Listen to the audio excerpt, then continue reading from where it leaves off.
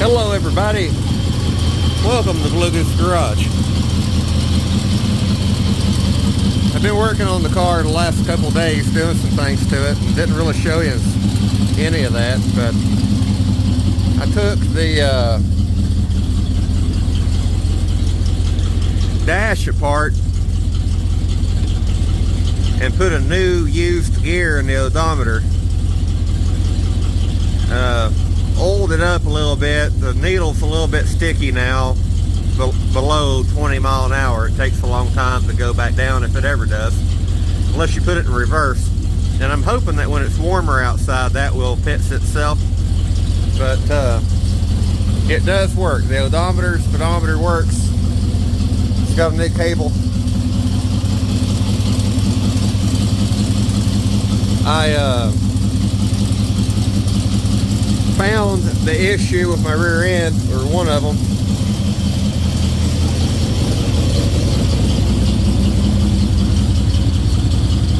I had broken the vent last year and glued it back together, and the glue managed to plug up the vent, so it was causing it to blow grease out of the pinion a little bit worse than it would.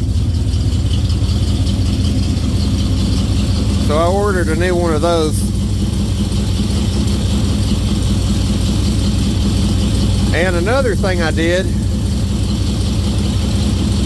the entire time I've had this car on the road, it's always ran hot.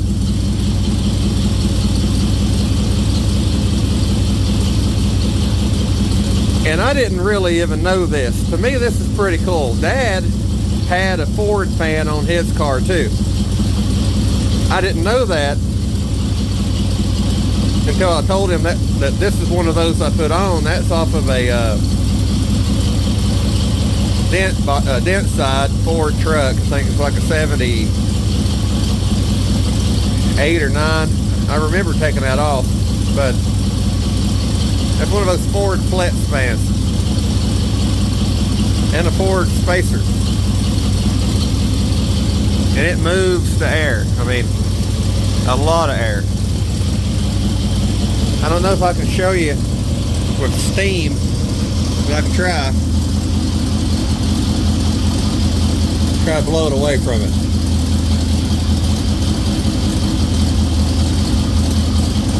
Really draws it through. And that's with the hood up. You can feel the air. At idle, you really never could feel the air before. Going down the road, the car didn't get hot, but at idle, it would.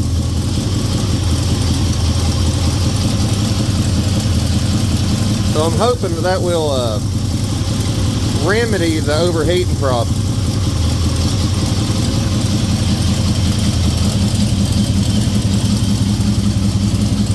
Even if it does sound like a dump truck, really loud.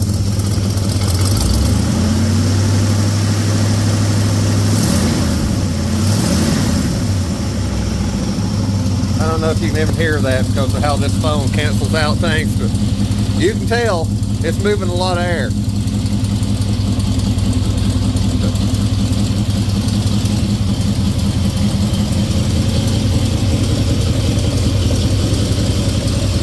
I have heard horror stories of those fans coming apart and going through the hood and stuff.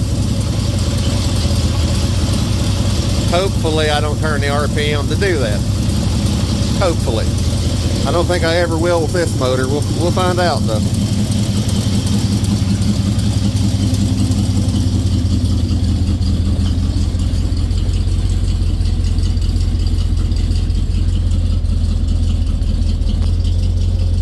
I know as long as I've let it ran, it would have normally already been half a gauge. Now it's to staying there. Oh, and also I fixed the amp gauge, which it's not showing anything right now because it's charged up and the lights are off, but it is working.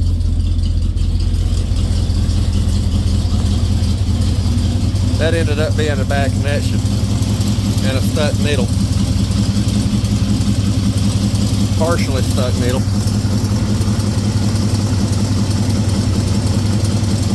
That moves a lot of air.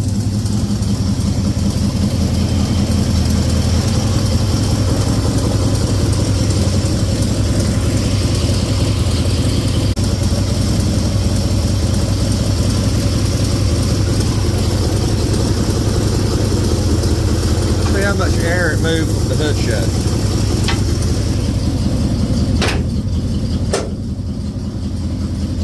Oh yeah. Big difference.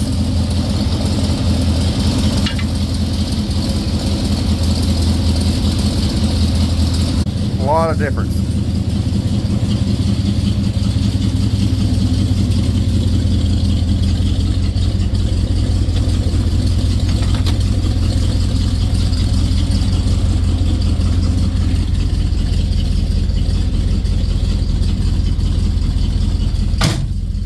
I can't show you the speedometer working right now because I don't have the clutch hooked up. I'm putting a whatever you call that, the plate that goes down at the firewall. I bought one. I never had one before, so I bought a reproduction, and you can see the rod for the clutch has been welded in the middle because I made that. But it all lines up. I haven't ordered a bolt kit, but the bolt kit's not came in yet, so I normally wouldn't worry about the bolts, but you know, they're like a 1/4 inch bolt or whatever, but they have a great big washer on them, and I felt like I've made enough for this car without making that too.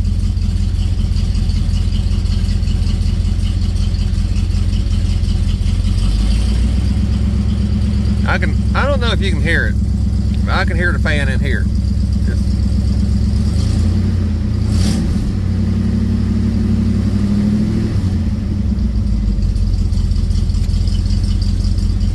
Hey, if it fixes the overheating problem, I don't care about the noise.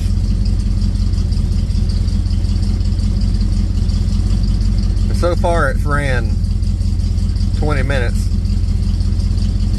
30 minutes, and it's not overheating.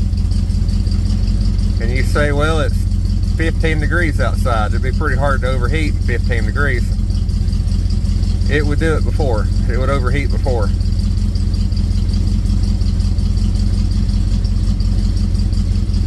So at the very minimum, it's helped it.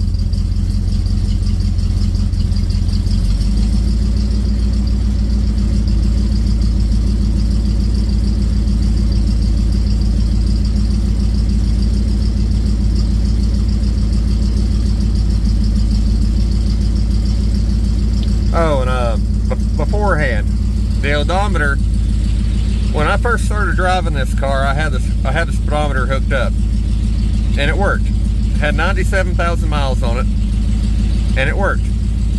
Well, it worked until it went to 99,999 miles and 9/10, and then the 9 was stuck, so it stripped the gear inside the speedometer.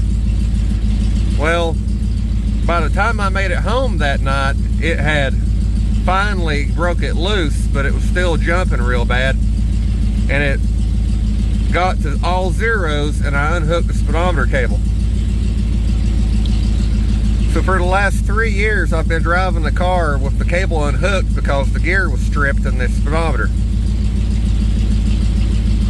I would have rather the speedometer had quit at 98,000 miles than quit at 0. It bothered me that it had 0 miles showing. I don't know why, it just did. So when I took it apart to put a new used gear in it, I rolled numbers forward to 41,000 miles. Well, it's not even or nothing, it's 41,122. Because I figure when it quits again, or I have to unhook it again, because I can't imagine that it's just going to work forever. All those gears were old, and I didn't replace all of them because I couldn't get the part stash apart, and I didn't want to break it. So It's showing 41,122 now. I drove it with it sitting here on jack stands. I had it in fourth gear, and I let it go 2 miles, so it is working.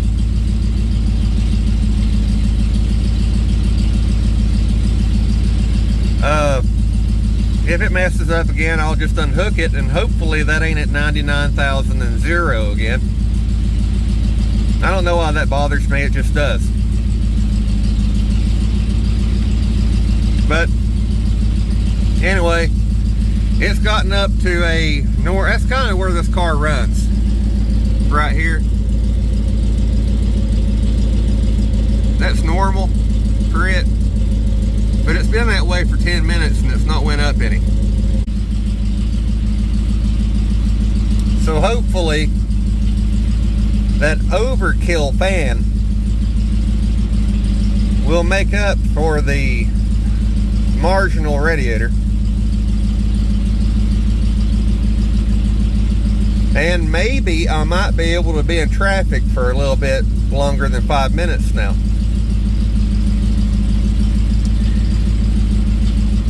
Tell you how bad that was. Last year I drove it to Elizabethton twice, and the first time it was in the middle of the summer, so it was 98 degrees outside. I had to go through a detour in Johnson City. The car got to 3/4 of a gauge and never cooled back down until I was going down the hill into Elizabethton and put it in neutral and left it idling. And it finally cooled back down.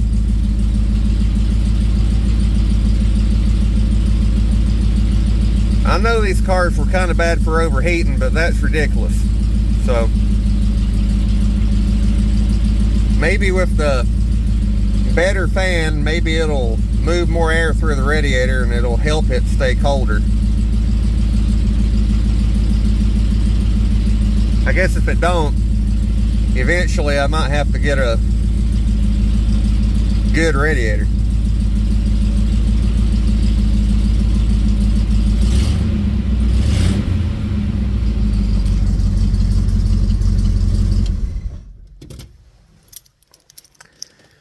But anyway, hope you guys enjoyed this little video. I'm going to stay up here for a little bit longer, and then I'm going to go up to the house. It's cold. But see you next time. Bye.